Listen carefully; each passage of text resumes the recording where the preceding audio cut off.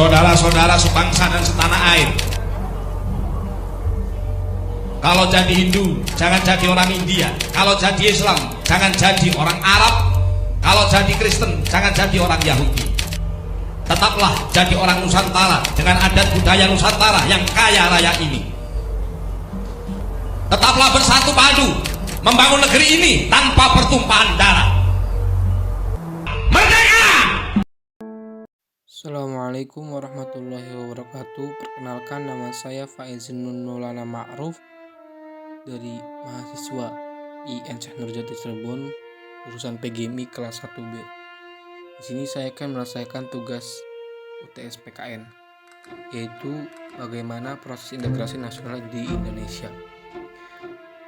Sebelumnya, secara etimologi, integrasi berasal dari kata Latin integrare yang artinya memberi tempat bagi suatu unsur demi suatu keseluruhan. Kemudian dari bentuk kata kerja itu dibentuk kata benda integritas yang artinya keutuhan atau kebulatan. Selanjutnya dari kata-kata integritas dibentuk kata sifat integrar yang artinya utuh. Oleh sebab itu, istilah integrasi berarti membuat unsur-unsur tertentu menjadi satu kesatuan yang bulat dan utuh. Sementara integrasi nasional merupakan proses lanjut dari perasaan kesatuan bangsa. Persatuan itu tercipta dari perjalanan historis yang dialami kelompok etnik itu dari penjajahan dan pengamalan historis.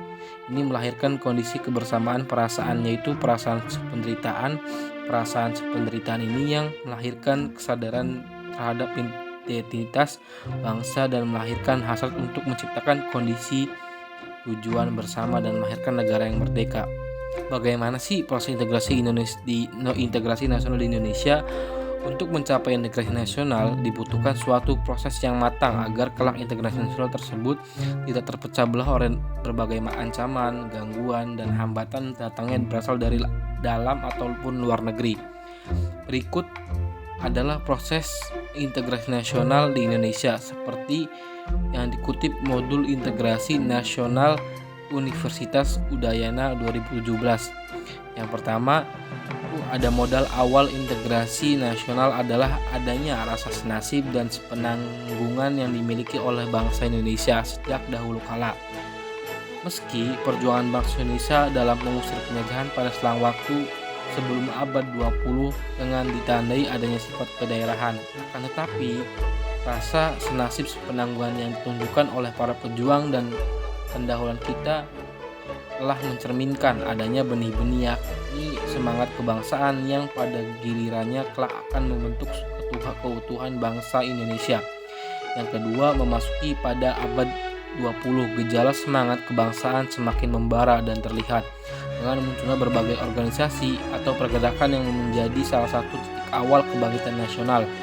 Perjuangan melalui berbagai organisasi seperti contohnya Budi Utomo, Serikat Dagang Islam yang kemudian akhirnya menjadi Serikat Islam, kemudian Perhimpunan Indonesia dan lain sebagainya menceritakan bahwa adanya integrasi sosial dan kultural.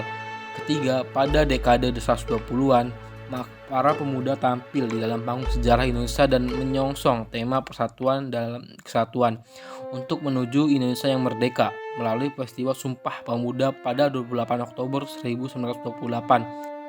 Para pemuda menunjukkan segala peran serta dalam pembentukan integrasi nasional. 4.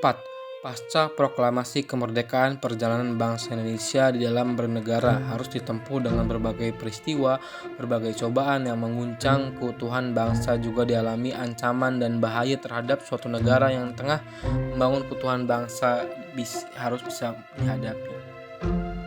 Dapat diwujudkan melalui kebijakan-kebijakan yang menjamin distribusi kekayaan secara adil, pengembangan sektor ekonomi yang merata, dan penguatan industri dalam negeri. Pertahanan dan keamanan. Pertahanan dan keamanan juga merupakan faktor penting dalam memperkuat integrasi nasional. Pemerintah perlu menjaga keamanan negara dan memberikan perlindungan kepada seluruh rakyat Indonesia dari ancaman dalam maupun luar negeri. Upaya-upaya pengamanan nasional juga harus dilakukan dengan mendepankan hak asasi manusia dan menghindari tindakan-tindakan yang merugikan masyarakat.